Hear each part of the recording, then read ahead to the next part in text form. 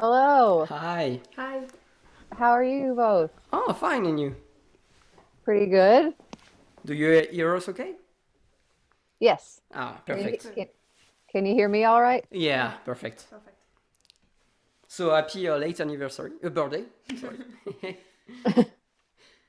It's actually a a winter wonderland over here. It snowed a lot the last couple days. Ah, okay. Oh, that's nice. It's Us not a too. little bit today Yeah, here. us too. Yeah. So thank you a lot to talk to us today. We are Yeah, thank you so really. much. Yeah, thank you. Thank you for having me. I think. So First, we'll have a few questions about the transition between a short film and a feature film Yeah. concerning the stylist. what made you decide to turn your short film into a feature, and which are the most important steps to do that, in your opinion? Well, it was always our or my hope from like really the start of the concept to tell it in feature length form. But I when I first had the idea, I had only directed one short film at the time.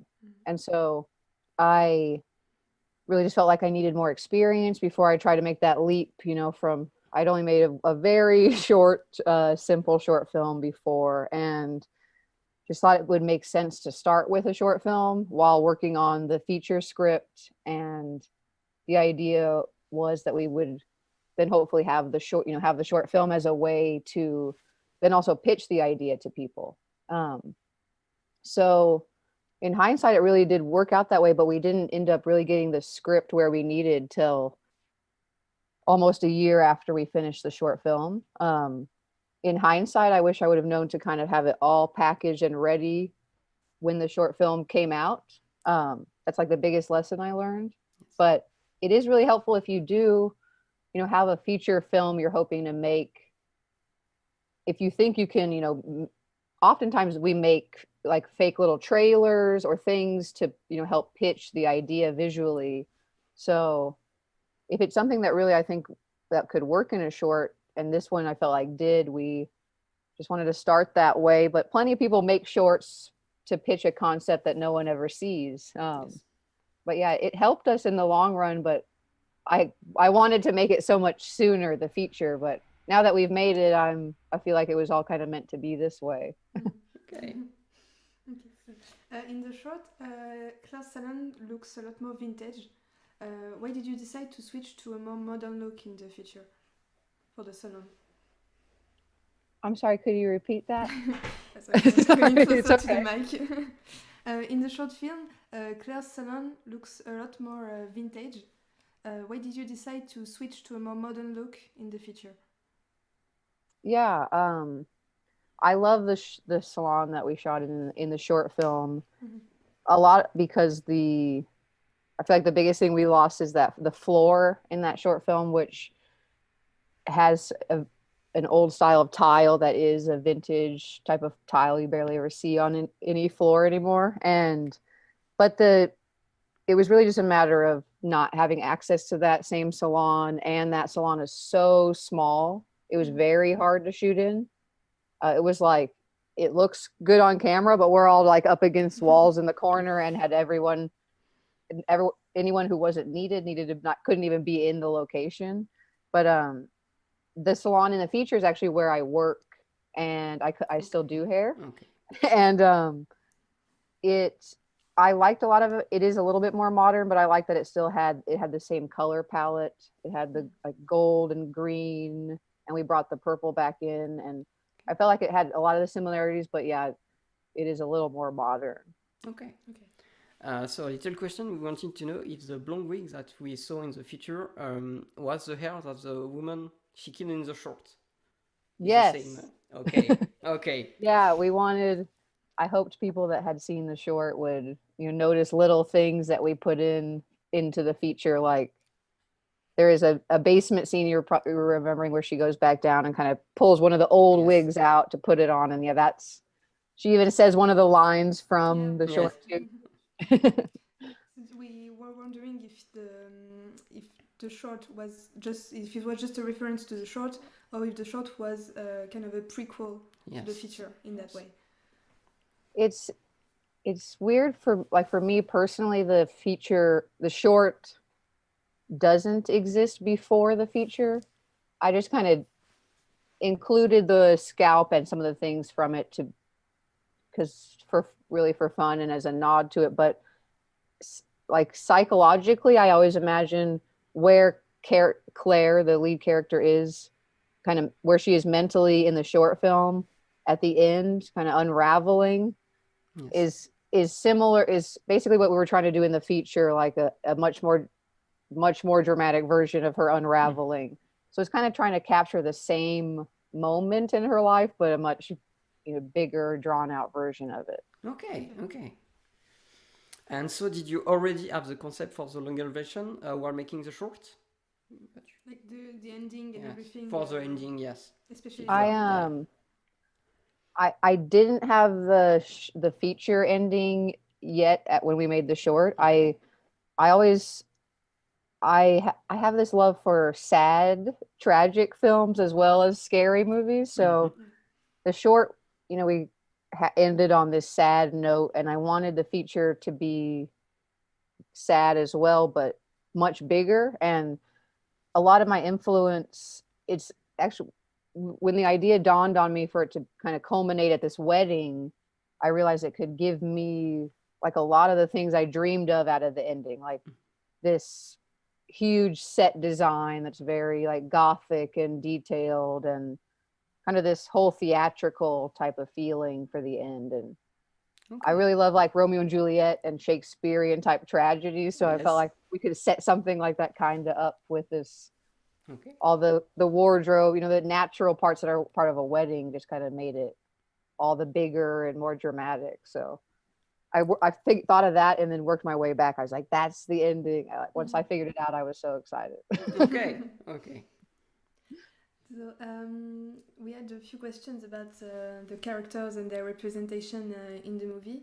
We read in another interview where you said you liked Romeo and Juliet, that you chose 70s and warm atmosphere for Claire characters to make her stand out and feel out of place. Can you please explain that specific choice as opposed to any other decade or colors or clothing?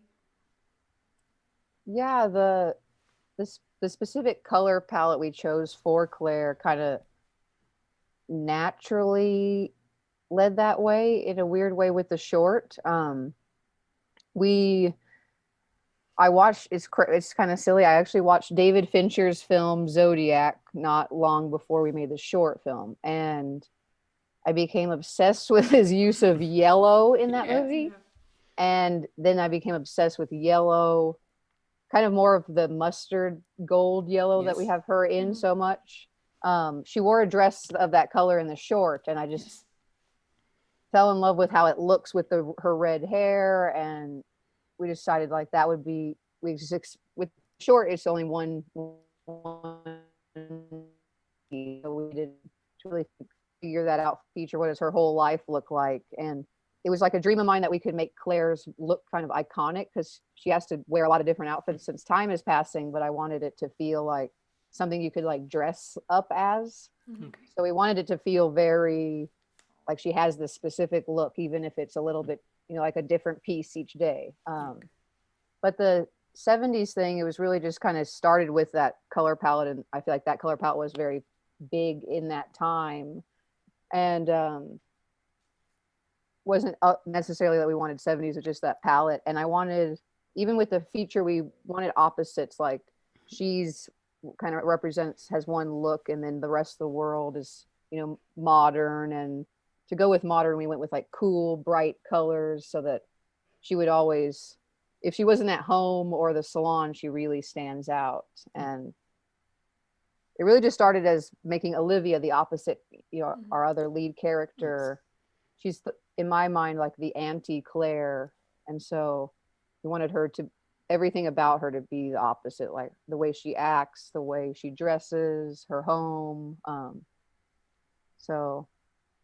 And it further kind of brings out how Claire feels inside, out of place, not comfortable. And I really fell in love with that yellow. I'm sorry, I went on a rant there. No, No, it's okay. It's really interesting. So, what did you decide to play a character in your movie? And what does this mean for Claire's character to bear your hair to her? And what does she become at that moment?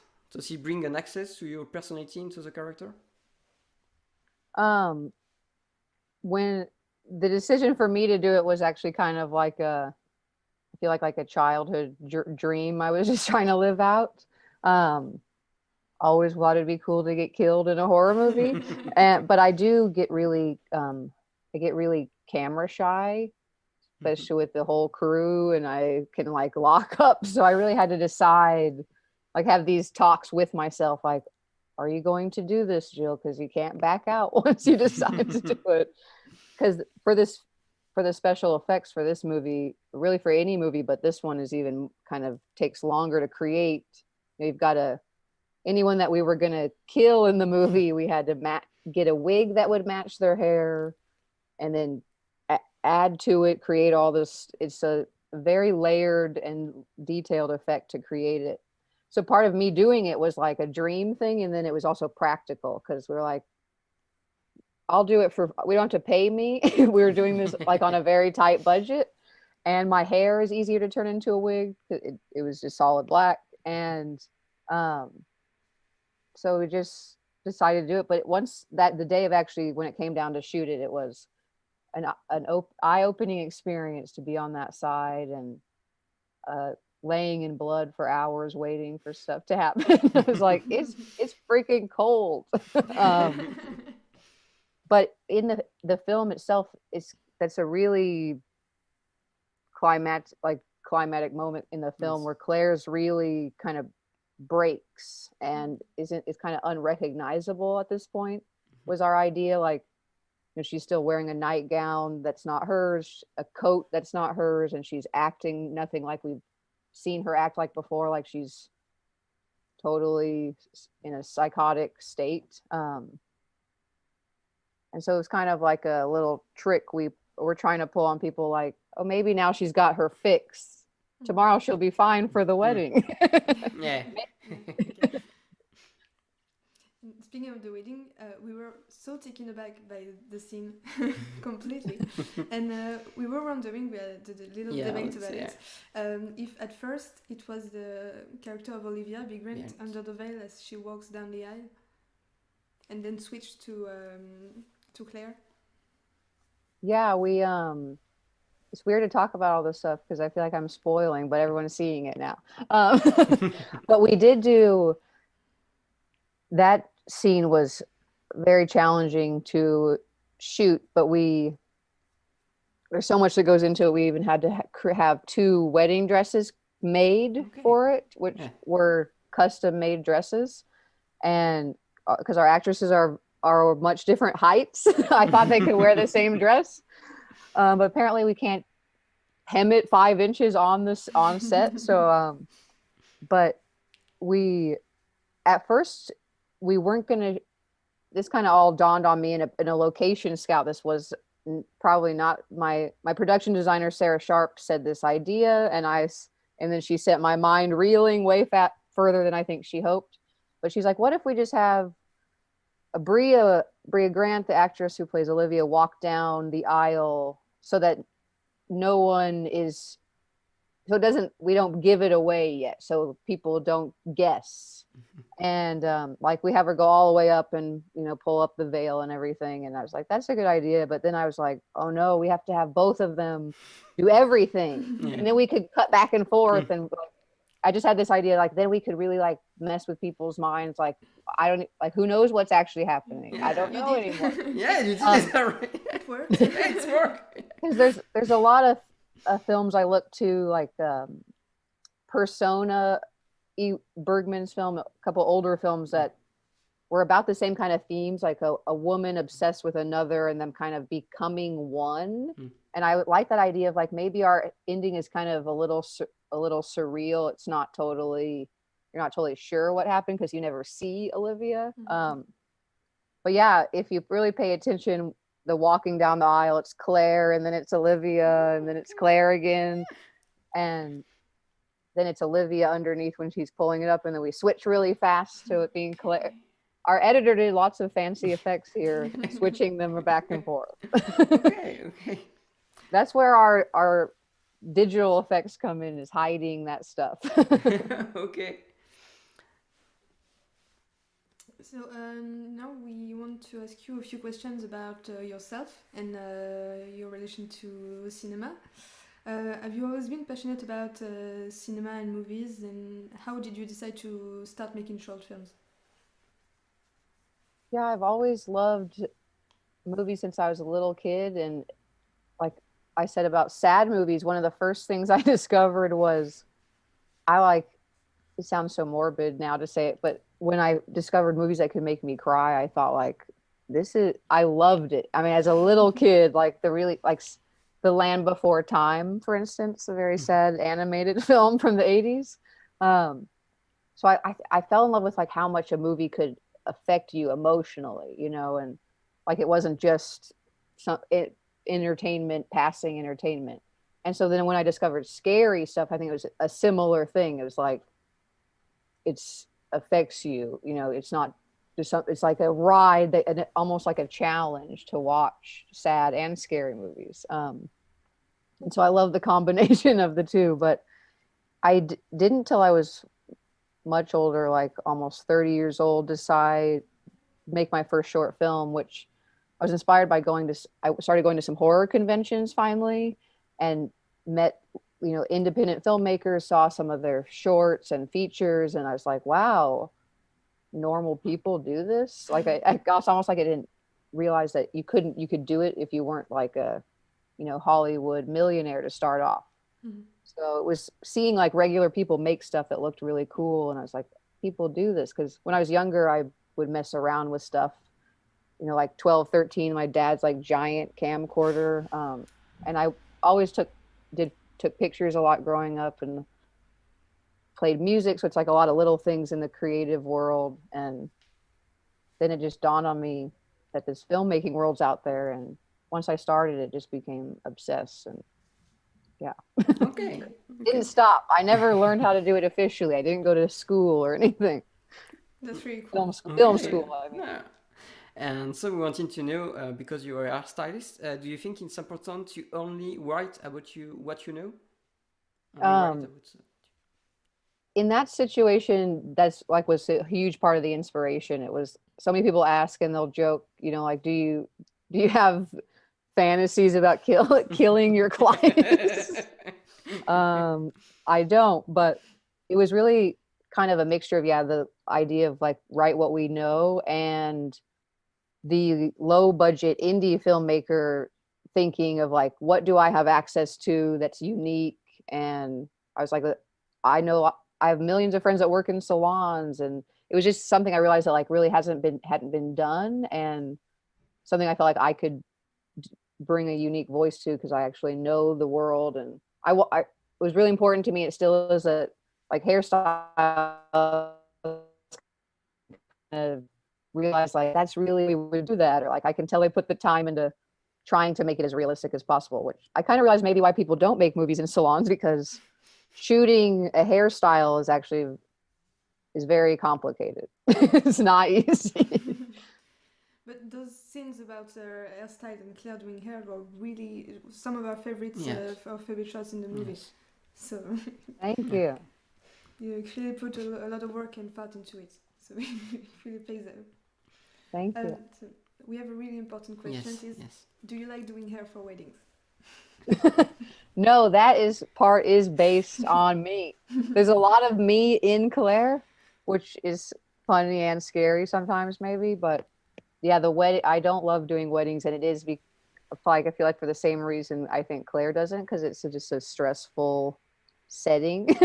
I think it's probably like doing hair for a movie set. It's like everyone's just waiting on you to do it, and it's got to be perfect. But speaking of which, I want to shout out our hairstylist on the film, Courtney Jones, who there'd be days she's changing our lead actress's, Najara Townsend's hair every hour, so that because we're shooting, you don't shoot in order of the story, so it's like sometimes Claire went through the whole film in one day in a location. And that's a lot of hair and makeup resetting. Did you have a say in the hairstyle, the Claire wore, or any other character, or was it all you were a stylist on the film? No, yeah, I sit down with her and go through it all, like kind of how I see it. With Claire, it was kind of easy because she was the same hairstylist that worked on the short film. It was a lot of the same crew came from the short film to the feature, so we all benefited from everyone already knowing so much and thinking about it for that many years.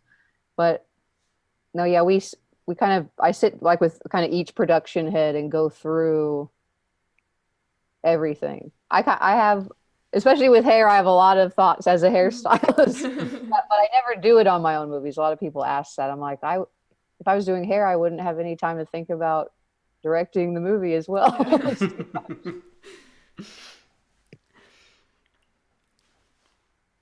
So we wanted to know that if you have time to watch some of the movies that was presenting at Gérardmer, and which was your favorite if you have time. So. I sadly couldn't access it from here. Okay. But I since it's per country kind of locked down, but I did get to see, oh man, I've got to look at the lineup, but to remember everything that played, because we've played it with a lot of the same films at other festivals previous, in 2020 here in the US. I did get to see Teddy, and I really enjoyed that at the virtual Fantastic Fest in September. And am I remembering correctly, that is also a French film? I can't remember. Yes. And I've got to see Possessor as well at another festival. It was exciting to see people tweeting about like some of these bigger films with stylists. I still feel like this is all like not real. This is all not happening. But the reaction, the festival, even being at home, it was, I really felt like, oh, it was so much was happening. I could tell like it just seems big. Like just following the hashtag on Twitter was like exciting to see how much people actually engage in that, and it was very cool to see the reaction to the movie. Do you think movie festivals are still an essential part of the industry today, especially for indie films and genre films like horror, especially? Yeah, I think we're definitely all learning, like adapting with what's happening right now as we go. But everything, like I've done lots of traveling with my short films to festivals, and I really always made that a focus. Like it's really important from my perspective to make that part of your whole plan for your film. Like set aside a budget to be able to submit to festivals, because that does get expensive. But to me, it's almost like, why are you? Of course, we make stuff for fun that's we're not trying to get into festivals with sometimes. But to me, that's kind of the step to getting acknowledged and then getting more work, and not even just acknowledged, but like attending the festivals is worth everything, because the people you'll meet, and all the festival I traveled to, especially with the Stylist short, like that I met so many people that helped make the feature. So it's like, all that is so worth it. And that's how people get to know you as a filmmaker. It's kind of how you can build a brand and, work to, if you're hoping to make features eventually or whatever it may be. Yeah, that's how we discovered you in our super fans. Thank you. Do you wish you'd actually gone to Gérardmer this year? Yes, I wish I could have so much. I've just been trying to stay positive, because there's lots of cool things happening. And then the positive of festivals being virtual is at least, people in the whole country could access it instead of if you couldn't attend in person. But selfishly, I wish I could have been traveling to, especially I've never been to France, so that would have been the coolest thing. Okay. Yeah, I would have loved to come. Okay. And do you think that the genre of horror need to reinvent itself today with when corporate horror? Yes, and, or blockbusters, and do you think it's getting lazy and needs to reinvent itself? I feel like we're kind of in an exciting stage of it, that there is a lot of that middle ground stuff that's not, you know, too corporate. I know what you mean. Kind of the really mainstream horror movies that would be the ones that seem to only make it to the theater anymore, and there's sometimes not the worst ones. And you're like, that's what's representing the whole genre. There's a lot better stuff, but you got to know where it is. Yes. I feel like there's been a lot of exciting stuff coming out lately. Now, like, my mind's going crazy blank, but like, and especially there's a lot of, I've noticed, female filmmakers putting out a lot of stuff in the last year, which is exciting to see, like Amulet or Saint Maud, A Promising Young Woman. There's like a lot coming out, and I think it's exciting that we're finally kind of focusing on different people behind the camera. And I think it is an exciting change right now in the horror world.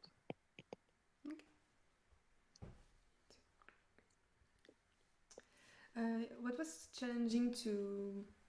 it challenging to promote the Stylist during this time, the pandemic and everything? Or was it something you expected from the get-go that it was going to be difficult? It has been challenging in kind of that, like I said, I wish we could have been attending as many of the festivals as possible in person. And I think it makes a difference to just be there. It kind of shows people, like, I think, how much that means to you that you're going to be with your movie places.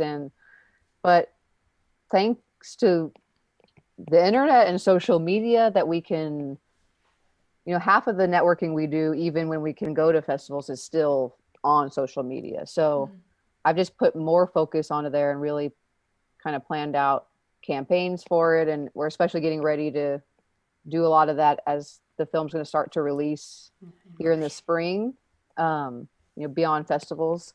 And so it's been challenging that we can't actually be there doing a lot of this promotions and like a lot of fun stuff, like, you know, give away funny gifts at screenings and posters and things. But I was saying, we're very lucky that this happened when we have social media, can connect still, or what, we'd all really be alone in our houses and not be able to talk to each other. So I wanted to know what next for the Stylist in terms of distribution worldwide in Europe and eventually, especially in France, because I know it's a bit difficult to. We have distribution announced in here in US, Canada, UK, Ireland, New Zealand, and Australia with Arrow Films, and we'll actually release on March 1st on their streaming channel, Arrow Player.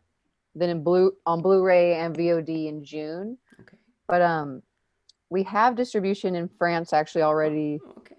I don't know any of our plans yet as far as when we're going to release. Okay.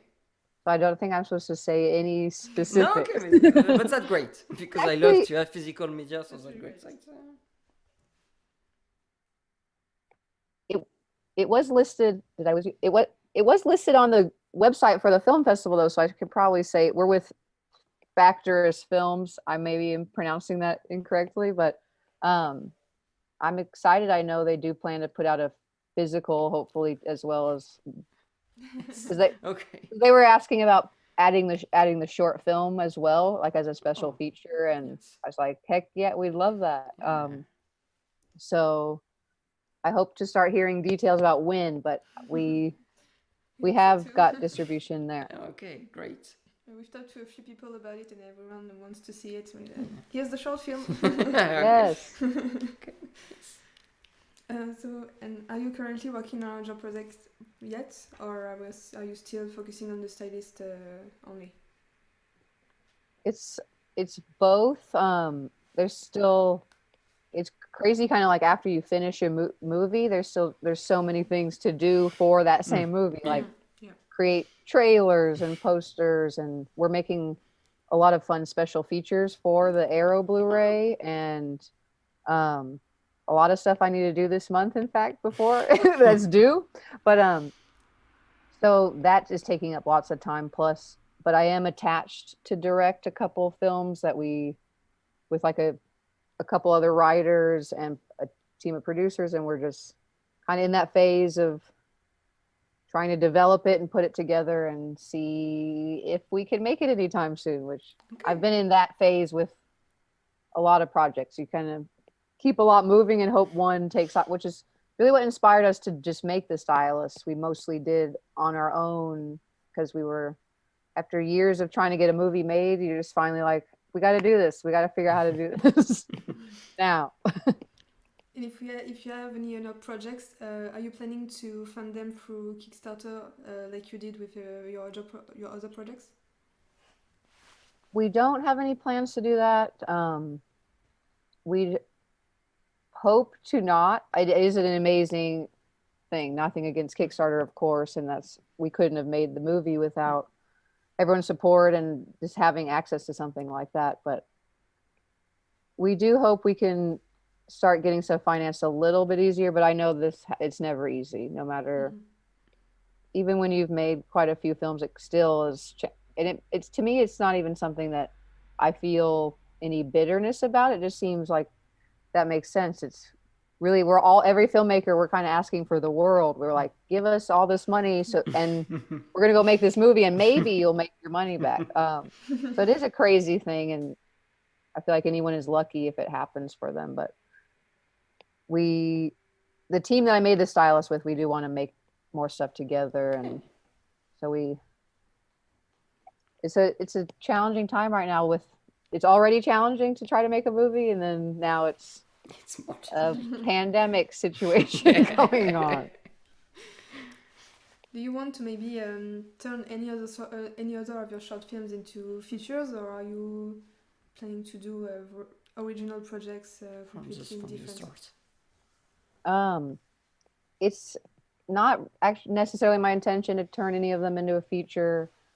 I know that my first short film, Call Girl, it was written by my friend Eric Havens, and I know that they we just started to work on a feature version of that, and I think that could be cool to bring back someday. But it was always kind of a bigger idea where we knew I needed to probably have a couple movies made before we could get it made. But you never know. People have asked about my other ones, but I really didn't. They really just exist as just little short films to me in my head. Sometimes people will force a feature out of a short, and I don't. Yeah. It's not so specific. People will make that critique about me too, but it'll happen. Was it difficult to juggle your job as a hairstylist with the filming of the movies?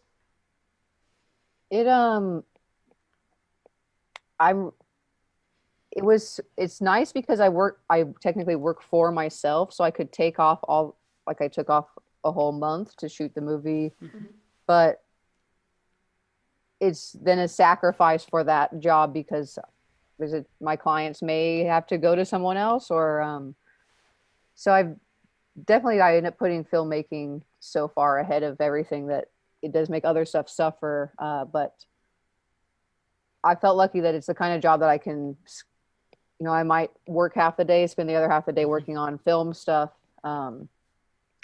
But it was just challenging in that I was like, I'm not working for I'm working, but we're also, me and the other main producers on the Stylist, since we produced this kind of like on our own with Kickstarter, and we didn't pay ourselves. So we're really just working for free for a month, but it's my dream. I'm not complaining about that, but we were lucky. And yeah, like I said, we actually shot in the salon, and now I joke that you can come there and get the fully immersive Stylist experience if you want. I was wondering, just as a person, I was wondering if it's your dog if Pepper is your dog, or whose dog is it? Yeah, she is my dog. That's She's why I was very saying cute. there's too many similarities. Thank you. I don't know if I'm totally selfish for putting her in there, but my reason is that we always wanted to kind of give Claire another, like something, like it was the only thing or person in her life that she has to talk to. Yeah, because she's the only person. The dog is the only. She cares a lot about him. She only talks like a normal person to the dog. Yeah. The only person that sees her still as normal after all of this stuff. She loves her unconditionally. And it was just kind of a way of also making Claire a little more human and relatable to trick people. To sympathize with a killer is our goal. Yeah, because we were also wondering about that, because we feel like in the short film she was much more confident talking to other person, like her colleague who lives in the beginning and the client. Yeah. Whereas she's a lot more self-conscious in the future. Was that a choice to tone it down for the future? Yeah, well, I wanted kind of like that beginning, the opening scene, to her to be more confident, to show like this is her normal routine that she normally prepares for and is very planned out. She's not going to get herself caught, and it's all methodical, to show like how like that one being very like clean and organized and confident, while the rest of the movie's not, because she's like slowly unraveling this like structure life that she set up for herself is crumbling now that someone else has entered the picture. And so we wanted to show that like with each kill it's getting messier, and the rest of them aren't planned, and she's not acting like herself, and she's like self-destructing in a way through the film. Okay. So what was the main thing you wanted people to understand about the message of the film? Because we saw in the same interview we talked about that you removed the scar from Claire in the future so people wouldn't be too focused on her physical appearance. Yeah. So what was the theme you wanted to push more in the future rather than the short film? Yeah, we wanted the focus to be kind of how we any of us can like perceive ourselves or see ourselves in a way that's unfair or harsh and somewhat delusional. We are all, I think, harder on ourselves than we should be about how we look, how we act, or how we did that day on whatever it may be. So I wanted it to be focused on how she sees herself and how that doesn't really line up with reality, versus it becoming about like a scar or some kind of like physical deformity, and it being too much about like that's, to me, just made it too shallow when I wanted it to be about make people really think. And because to me it was always about her escaping her feel what it feels like to be someone else. It's not literally about like physical perfection for her. It's more just about an escape, like, and it's like a drug addiction in a way. So I feel like the themes of perfection were always going to be in there, because that's part of like the beauty world. The cosmetology world is so focused on this idea of whatever perfect is at the moment, and so that was naturally going to be in there. But I didn't want it to feel like that was her main focus. But I know it can be interpreted that way, and it's not wrong. But just wanted to make sure it was also about what's going on inside her mind. Because we also feel that the other characters were really well written in the way that they all have their problems. They're not perfect either, but Claire doesn't really see it.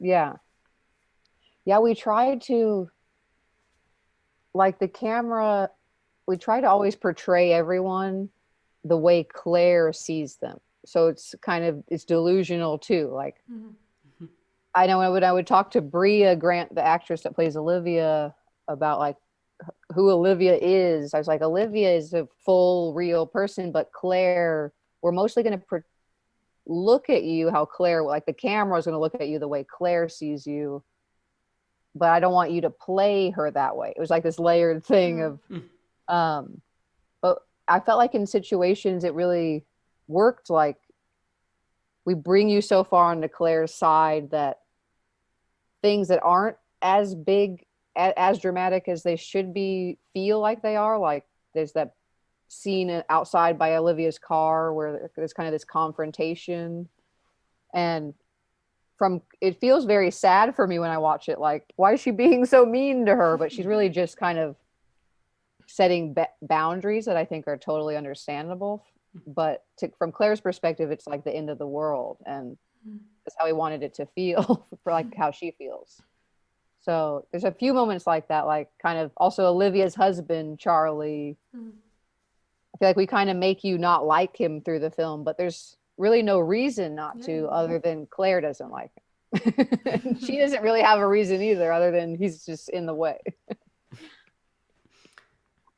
Yeah, it was a really great opposition that at the end she replaces Olivia, and Ken wants to be with Charlie because she saw the one interaction where he was nice to her. It for me it's not that she wants to be with Charlie, but I know I'm excited for all the different ways people read into it. Like I always wondered if people would kind of think she was going to kill him at one point, because there's all these little moments like she puts her hand over his face and in a picture, and the whole film I was thinking she would rather want to be with Olivia. Yeah. Like, does she want to be her? Does she want to be with her? Yeah. To me, the end is kind of like her coming out as what she's always wanted to be, which is somebody else, finally, like in public for the first time. And it's kind of like this suicide in a way, because she knows this isn't gonna last longer than a minute, you know. It's don't know.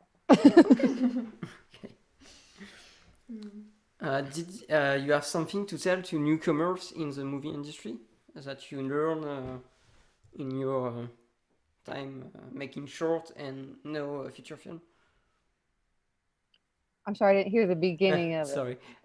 Did you have something to tell to younger audience that want to make film?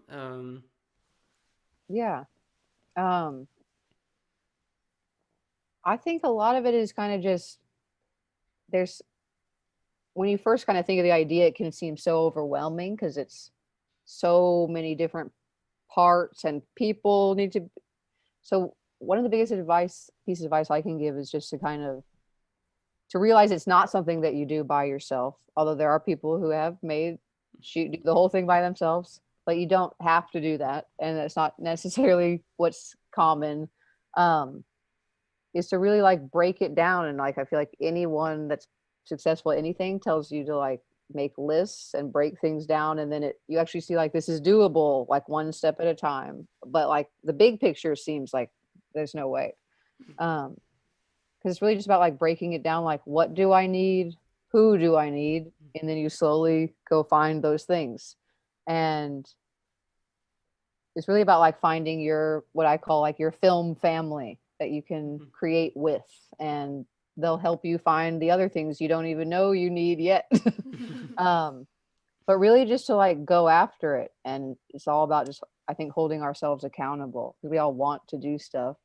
The only difference of doing it is literally doing it, which I think is something that's inside your head. Like you won't let yourself not do it if you've made the decision. I am way about that kind of stuff. It's like once you've made a decision to do something, if you really believe it, then you could do it. Like that's all it is.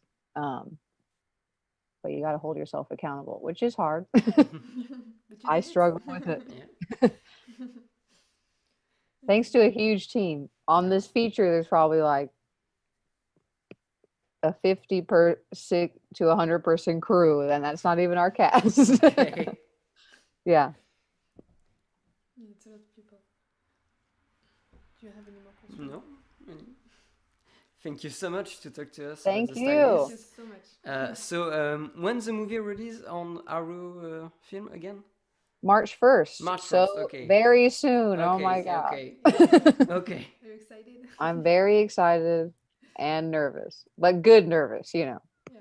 Did you have more festival to assist? No, or this is your last? I know this was to Berlin, Allemagne, I think. Yeah. last. We have a few more, and I'm Okay. trying to keep up with everything. We're gonna play. What the heck was it? We're gonna play a couple in the United States, which Okay. is cool that everyone's kind of adapting to the COVID world we're in, Yes. because most film festivals would kind of, you're disqualified if you were streaming anywhere. But we're gonna play a couple. Actually, I was just about to drop one that I'm not supposed to announce yet. Okay. But we're playing like the Liverpool Horror Club. We're doing a few screenings for Women in Horror Month, which is right now. Like we'll do a couple here in my hometown in Kansas City. We're doing one virtually with the Liverpool Horror Club. And then we have got a few coming up in the spring that I think I'm supposed to wait to say anything about. Okay. Thank you so much to talk to us again. Thank you. And, we hope to see It was fun. more of your work. Yeah. Thank really you. in the coming years.